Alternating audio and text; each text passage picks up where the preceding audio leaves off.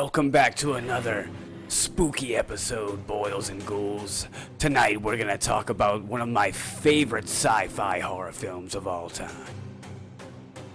Alien, 1979.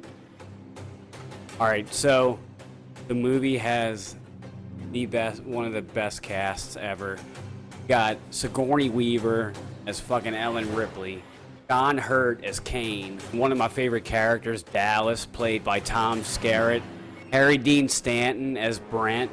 And then Ian Holm as Ash, the android. They're awakened from their cryo-sleep capsules because they receive a distress call from an alien vessel. The crew goes down to investigate the alien ship. There's a bunch of eggs. Kane is literally looking at one of the eggs up close and personal in this bitch, and all of a sudden this fucking thing flies out and just attaches itself to his face. They bring him back onto the ship and they're trying to cut this fucking alien looking thing off, like it looks like a hand.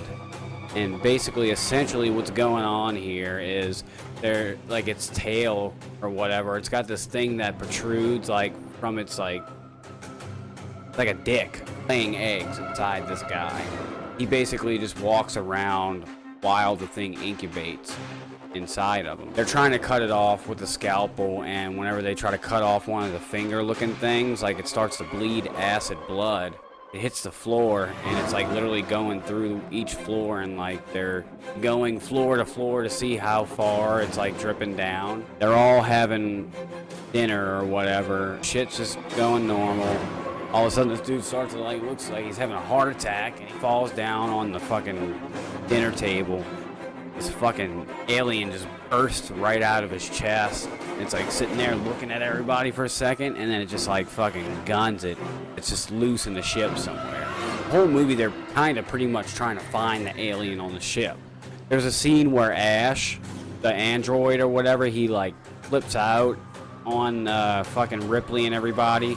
They literally fucking decapitate this guy, like rip his fucking head off, throw it onto the fucking table. The dude's like bleeding milk, and milk's like coming out of it. I mean, it's not milk, but it's like whatever the fluids were that they put inside this fucking android. And it just so happens to look like milk. He explains that his mission in the first place was to get the alien organism, even if it cost these people like this crew, their lives, and bring it back to Earth, I guess. I don't know.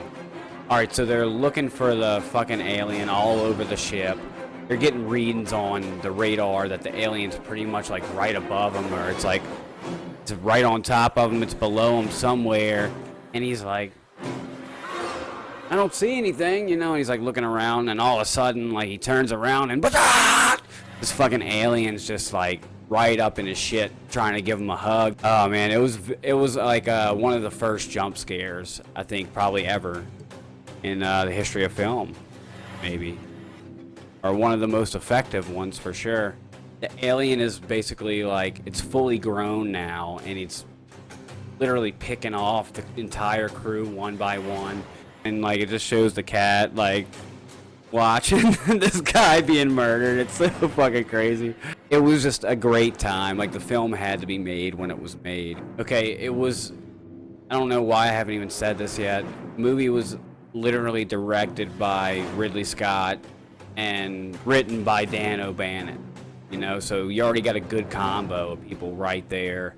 To this day it holds up as a fucking scary ass alien movie, and like, in my opinion, one of the best ones ever. The alien kills everybody in the crew except for Ripley, the cat, ironically.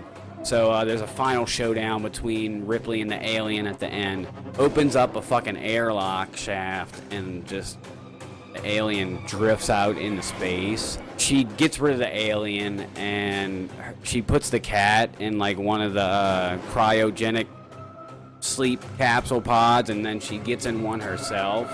That's basically the end of the movie. Like they go to sleep. There's a part where she's wielding a flamethrower.